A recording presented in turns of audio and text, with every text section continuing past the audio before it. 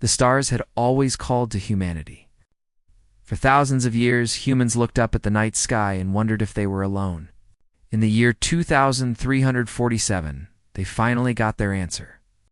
The Galactic Assembly sent a message to Earth, inviting the young species to join the great family of civilizations that spread across the universe. Humanity accepted with open arms and hopeful hearts. From the very first day, humans were different from the other species. While most races joined the assembly to gain power or protect their territories, humans came with gifts. They brought paintings and sculptures that made alien eyes weep with emotions they had never felt before. They brought music that touched souls across species barriers. They brought medicine that could heal wounds and cure diseases that had plagued other worlds for centuries. Most importantly, they brought an idea that seemed almost foolish to the older races. They believed that every conflict could be solved with words instead of weapons. Admiral Park Ji-yeon was the perfect example of what humanity had become. She was a tall woman with kind eyes and a gentle voice that could calm the angriest warriors. For 30 years, she commanded Earth's diplomatic fleet, traveling from one war zone to another, bringing peace to worlds that had known nothing but blood and fire. She had stopped 12 wars, saved millions of lives, and never once fired a weapon in anger.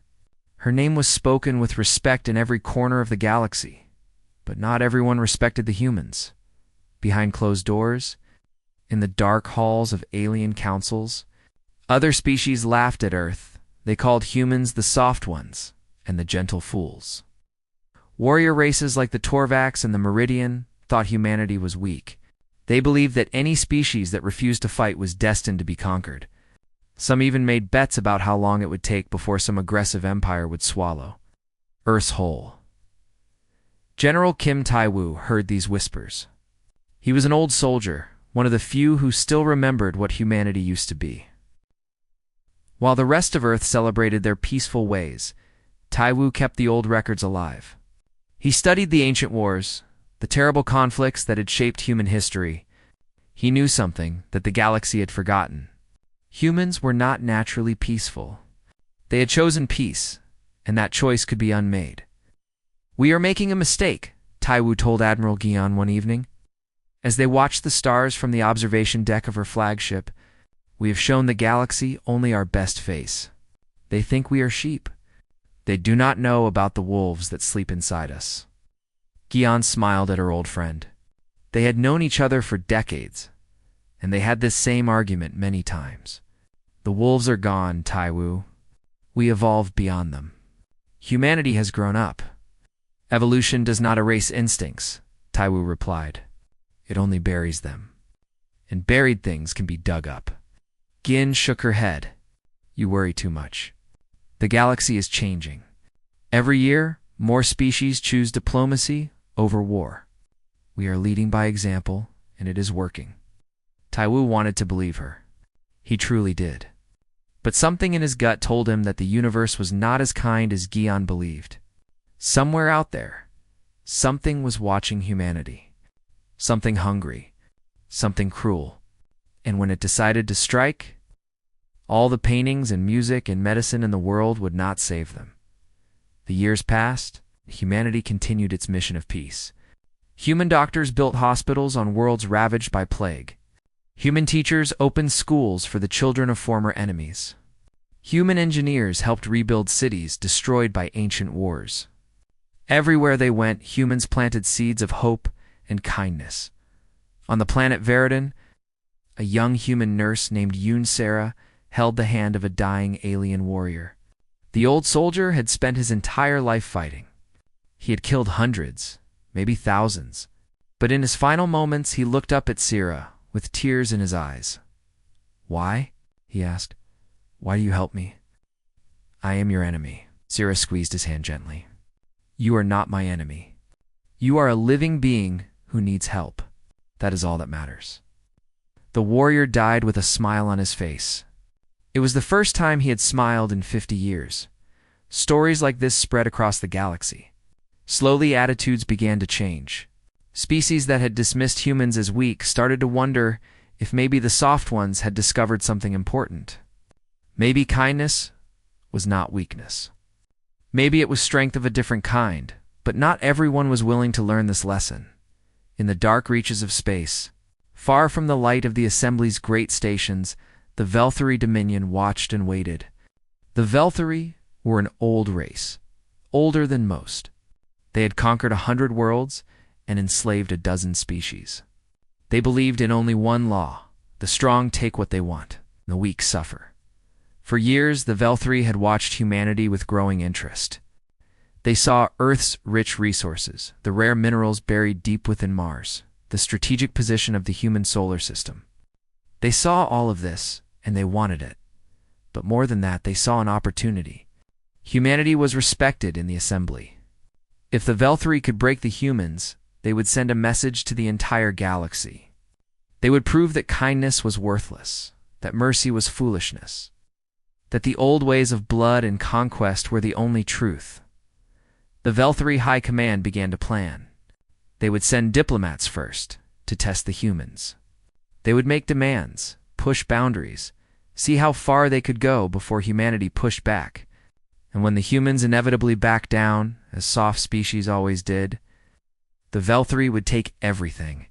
They did not know that they were about to wake something ancient, something that humanity had locked away in the deepest parts of their soul, something that had built empires and torn them down, that had survived ice ages and world wars, that had crawled out of the mud and reached for the stars. The Velthari thought they were hunting sheep. They were wrong. The Velthari delegation arrived at Earth Station 1 on a cold morning in March. There were 5 of them, tall creatures with gray skin and eyes like black stones.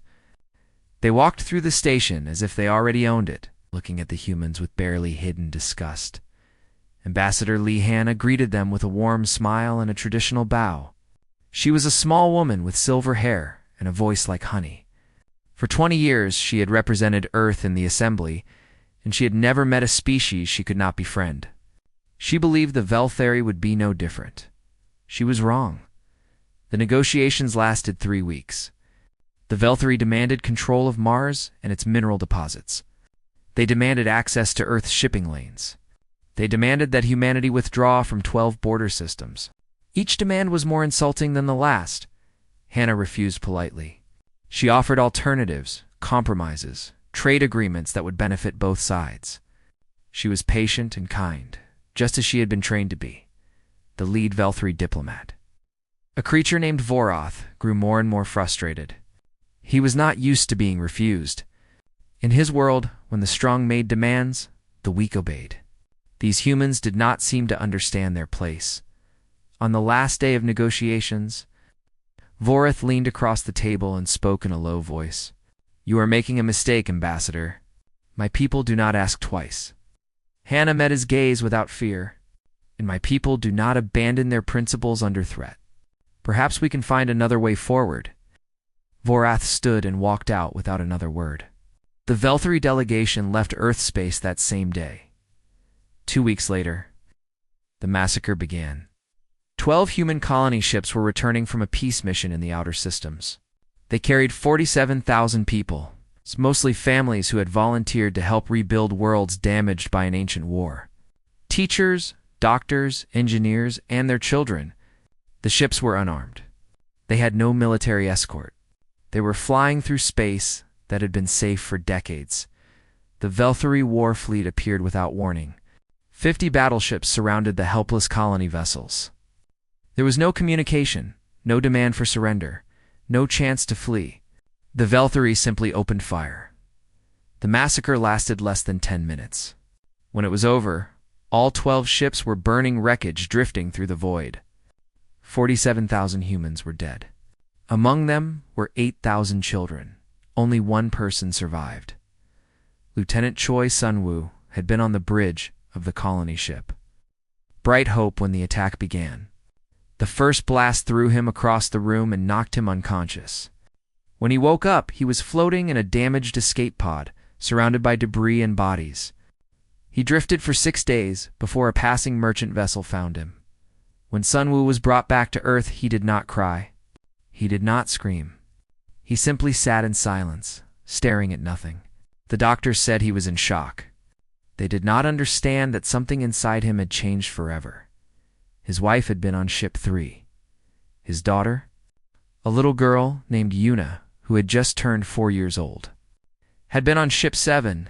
Yuna had wanted to be a doctor when she grew up. She had told her father this every night before bed.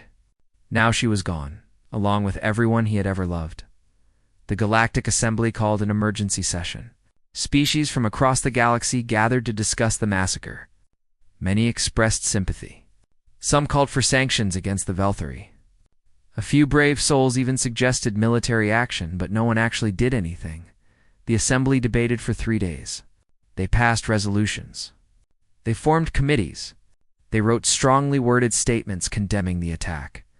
And while they talked, the Velthari ambassador sat in his seat and smiled. On the 4th day, Lieutenant Sun Wu was brought before the Assembly to testify. The delegates expected tears, pleas for help, the pathetic begging of a broken man. Instead, Sun Wu walked to the center of the chamber and stood in perfect silence for a long moment. When he finally spoke, his voice was calm and cold, like ice forming on a winter lake. My daughter wanted to be a doctor. She wanted to help people. She was 4 years old. She never hurt anyone. She never even raised her voice in anger. He paused and looked directly at the Velthari ambassador. You burned her alive. You burned 47,000 innocent people because we refused to give you what you wanted. The chamber was completely silent. I am not here to beg for your help, Sun Wu continued. I am here to deliver a message. You have made a mistake that your species will remember for 1,000 generations. We gave you a chance to be civilized. You chose to be monsters. He smiled then, a smile that made several delegates look away in fear. Now we will show you what humans become when you take everything from us. Ambassador Li Hannah rose from her seat. The woman who had spent her life preaching peace and understanding walked to the podium with slow, deliberate steps. When she spoke, her voice was different. The warmth was gone. The honey had turned to steel. Earth formally withdraws from all peace treaties, she announced. We invoke Article 0 of our Constitution, a provision we created when we first joined this assembly, a provision we prayed we would never need. She looked around the chamber, meeting the eyes of every delegate. As of this moment, humanity is done being cultured. We are done being gentle. We are done being the galaxy's conscience. She held up a small device and pressed a button. The lights in the chamber flickered as Earth's communication network disconnected from the Assembly's grid. When we return, Hannah said, you will see what we really are. The human delegation walked out together. Behind them, the galaxy sat in stunned silence, trying to understand what had just happened. They would learn soon enough. The gentle giants were waking up, and they were very, very angry. The galaxy waited for humanity's next move. Days passed, then weeks. Earth's borders closed. Trade ships were turned away. Communication channels went dark. It was as if an entire species had simply disappeared. The Velthari laughed at this. They told the Assembly that the humans were hiding, too afraid to fight. They predicted that Earth would eventually come crawling back, begging for forgiveness, offering even more than the Velthari had originally demanded. That was what weak species did. That was what sheep did when the wolves showed their teeth. But behind the silence, something was happening. Something that would change the galaxy forever. Deep beneath the mountains of Earth, in bunkers that had been sealed for 300 years, lights flickered on for the first time in generations. Dr. Yoon Minji walked through corridors that smelled of dust and forgotten nightmares. She was the chief of Earth's Advanced Research Division. She had spent her entire career hoping she would never have to open these doors. The vaults contained weapons. Not the clean, precise weapons of modern warfare, but something far worse. These were the weapons humanity had created during the dark years before they joined the Assembly. Weapons designed not to defeat enemies, but to erase them completely. Mingi stopped in front of a sealed chamber and pressed her hand against the scanner. The door hissed open, revealing row after row of metal containers. Each one held a different horror. Biological agents that could turn a planet's atmosphere into poison, gravity bombs that could crush entire cities into specks of dust, Psychological weapons that could drive populations to madness with a single broadcast? Her assistant? A young man named Park Ji-hoon stood behind her with wide eyes. "I thought these were just stories," he whispered. "I thought we destroyed all of this." "We almost did," Mingi replied. "But some of us remembered that the universe is not always kind. We kept these things hidden, just in case." She took a deep breath. Now we need them. Across the solar system, Commander Baek Do-yeon was doing something similar. He stood on the bridge of a massive warship, looking out at a fleet that officially did not exist. The Ghost Fleet, they called it. Thousands of battleships hidden in the asteroid belt. Maintained in secret by a small group of soldiers who had never stopped preparing for war. The ships were not pretty. They had no elegant curves or shining hulls.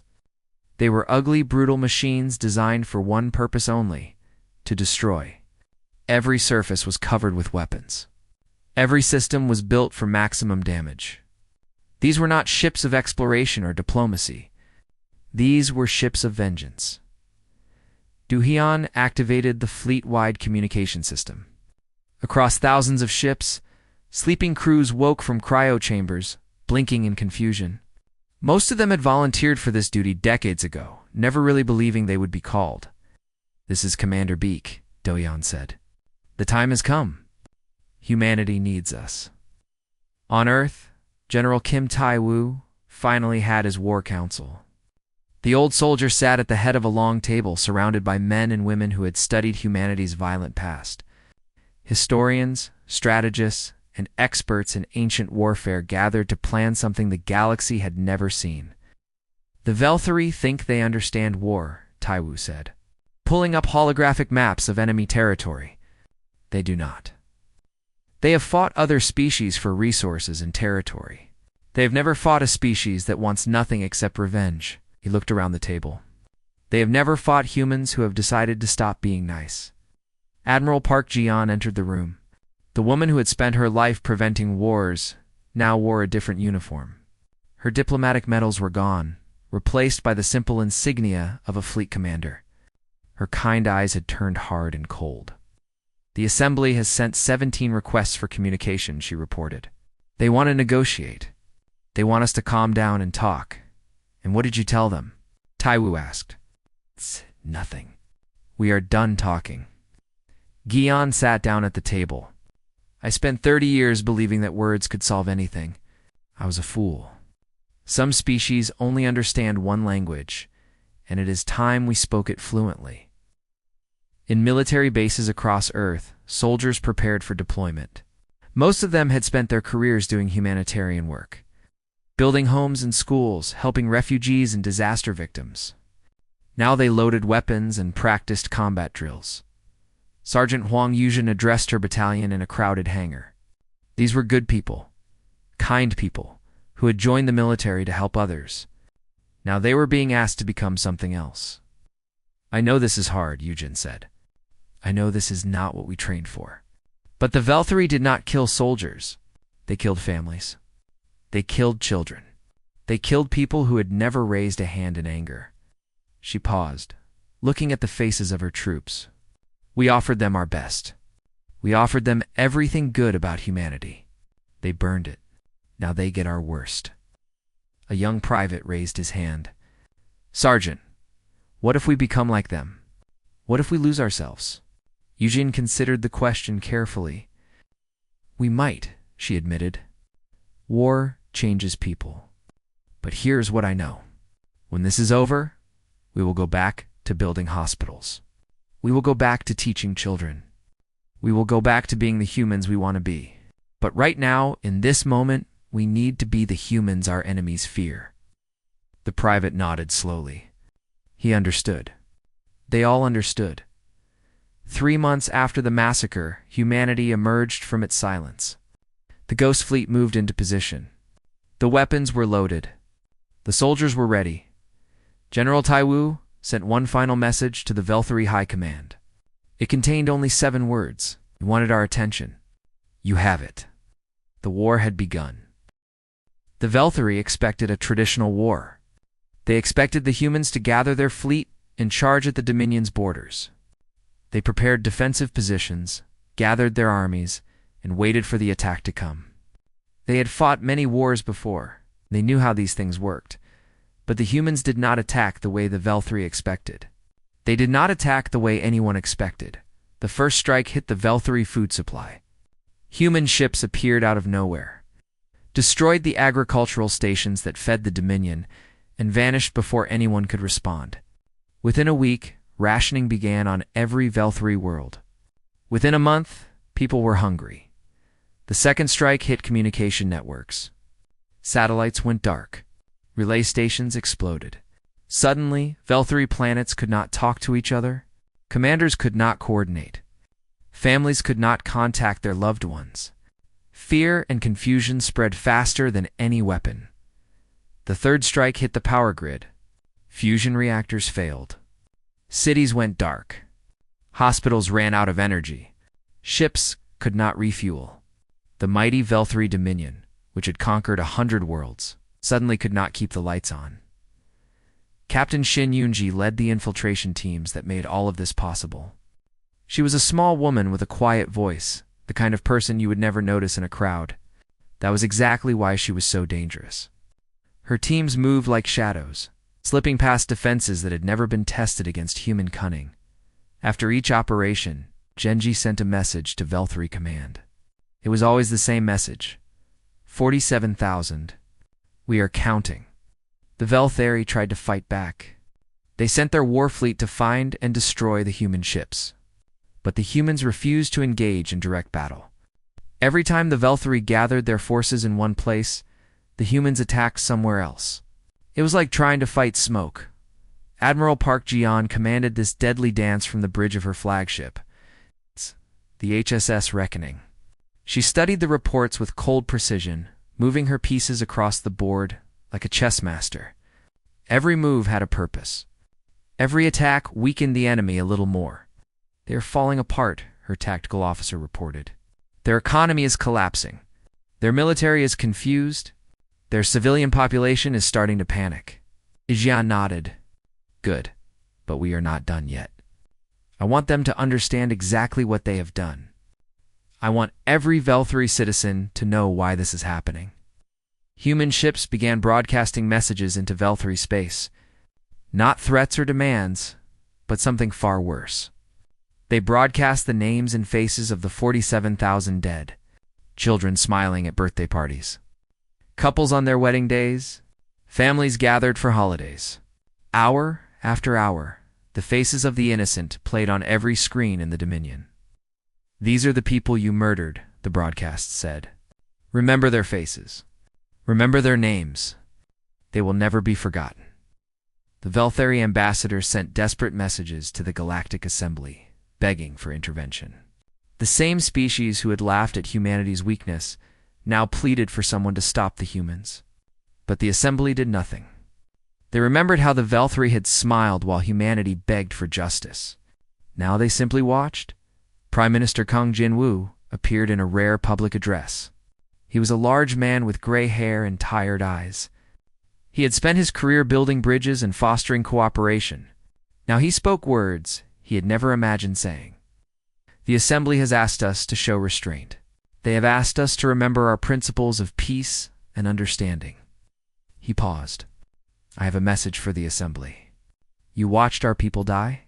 You did nothing while 47,000 innocent humans burned in the void. You do not get to lecture us about restraint. He leaned forward, his voice dropping to a near whisper. You had your chance to do the right thing. Now watch and learn what happens when you abandon your responsibilities. 6 months into the war, the human fleet finally surrounded the Velthri homeworld. It was a beautiful planet, covered with green forests and blue oceans. 5 billion Velthari lived there, most of them civilians who had never supported the war. General Kim Tai-woo appeared on every screen in Velthari space. The old soldier looked out at the people who had murdered his fellow humans, and he smiled. It was not a kind smile. You thought you knew what humans were, he said. You thought we were soft, weak, easy prey? You were wrong. What you saw before was our choice to be civilized. You wanted to see what we are when we stopped pretending. He spread his arms wide. Congratulations. Class is in session. The Velthari High Command requested a meeting. They wanted to surrender. They would give humanity everything they wanted. They would pay any price. Lieutenant Choi Sun-woo, now promoted to captain, joined Admiral Gigan for the negotiation.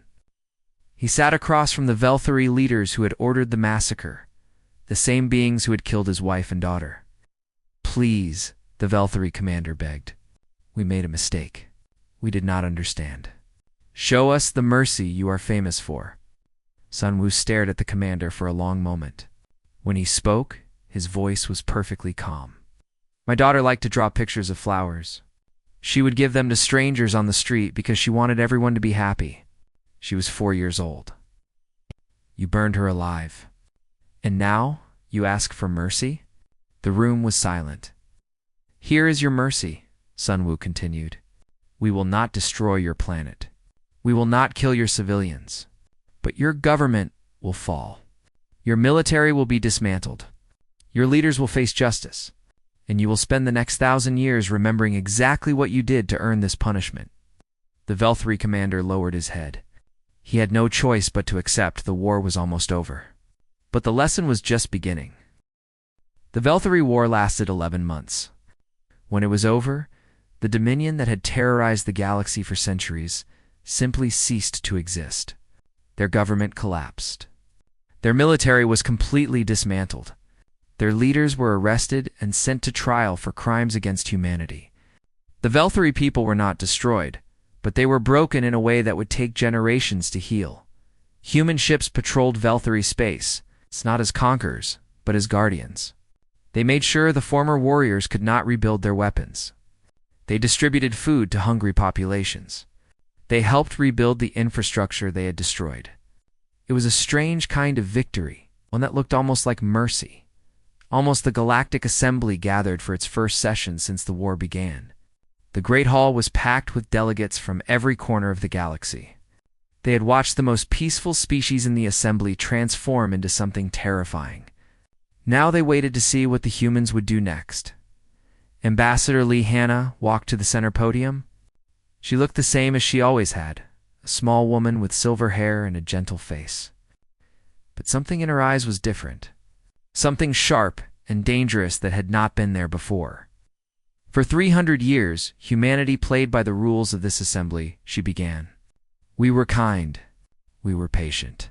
We believed that if we set a good example, others would follow. We were wrong. She paused, letting her words sink in. 47,000 of our people died because we were too gentle. 47,000 innocent lives ended because this assembly failed to protect them. Failed to even try. Her voice hardened. That failure ends today. Anna placed a small device on the podium. A holographic display appeared, showing the faces of the dead. The same images that had played across Velthari space during the war. These are the people who trusted this assembly to keep them safe. These are the people you failed. I want you to look at them. I want you to remember them. Because what I am about to announce is in their name. The delegates shifted nervously in their seats. Humanity is rejoining the assembly, Hannah announced. But not as equals. We are taking command of galactic security. From this moment forward, any species that attacks civilian populations will face immediate and overwhelming response. There will be no debates. There will be no committees. There will only be consequences. A delegate from the Torvax Empire stood up. You cannot do this. The assembly operates by consensus. No single species has the right to dictate terms. Hannah smiled. It was the same smile that had made delegates recoil during the war. You are correct. The assembly operates by consensus, and we are asking for that consensus now. All in favor of humanity's proposal, please indicate. Slowly, one by one, delegates raised their hands. The Torvax, the Meridians, species that had mocked humanity for centuries, they all voted yes. Because they had seen what happened to the Velthari, and they did not want to be next. The motion passed unanimously. Dr. Yoon Min-ji returned to her research division. But she did not seal the vaults again. Instead, she created a new program. one that would develop even more advanced weapons, while also working on ways to help rebuild damaged worlds. The same scientists who had created instruments of destruction now worked on cures for diseases and solutions for food shortages. Humanity would carry both swords and medicine, forever prepared for either role. Commander Baek Do-yan retired from the Ghost Fleet, but he trained a new generation of commanders before he left. The fleet remained hidden in the asteroid belt, always watching, always ready. It was humanity's silent promise to the galaxy. It will never be caught unprepared again. Captain Choi Sun-woo was given command of the Memorial Fleet, a squadron of warships named after the 12 destroyed colony vessels. Each ship carried a plaque with the names of every person who had died in the massacre. Sun-woo visited the memorial hall on his flagship every evening, standing before his daughter's name in quiet contemplation. Right. We won. His first officer, a young woman named Han Soyoung, said to him one night, "Why do you still look so sad?" Sun-woo touched his daughter's name gently. Because winning was never the point. I wanted to stop it from happening. I wanted to go back in time and save them. But I cannot. All I can do is make sure it never happens again. General Kim Tae-woo gave one final address before his retirement. His words were broadcast across the galaxy, translated into 1,000 languages. I want to be very clear about what humanity is, he said. We are not warriors. We do not enjoy killing. We do not dream of conquest or glory. What we are is stubborn. We believe in kindness and compassion, and helping others. We will always try words before weapons, friendship before force. He paused, his old eyes filled with something that might have been sorrow. But we are also very, very good at violence. Our ancestors survived ice ages and plagues and world wars. They fought their way out of the mud and reached for the stars. That strength never left us. We simply chose not to use it. He leaned forward. Do not force us to make a different choice. Years passed. Humanity returned to its old ways. Human doctors reopened their hospitals. Human teachers went back to their schools. Human diplomats resumed their missions of peace. The galaxy slowly relaxed. Some species even began to wonder if the war had been exaggerated. Then a young warrior from a minor species attacked a human trade vessel. It was a small crime, barely worth noticing. The warrior expected to be fined, maybe imprisoned for a few years. Instead, a human battleship appeared in his home system the next day. Admiral Park Ji-yeon, the hero of the HFY War, looked down at the young warrior through a video screen. We are very forgiving people, she said calmly, but we do not forget. Return what you stole, apologize to the crew you frightened, and this ends peacefully. Choose violence, and you will learn what your elders learned. The warrior surrendered immediately. No one ever harmed a human again. And in the halls of the Galactic Assembly, above the main entrance, a single phrase was carved in stone. It was humanity's gift to the galaxy, a reminder for all time. Kindness is not weakness. It is a choice. Choose wisely.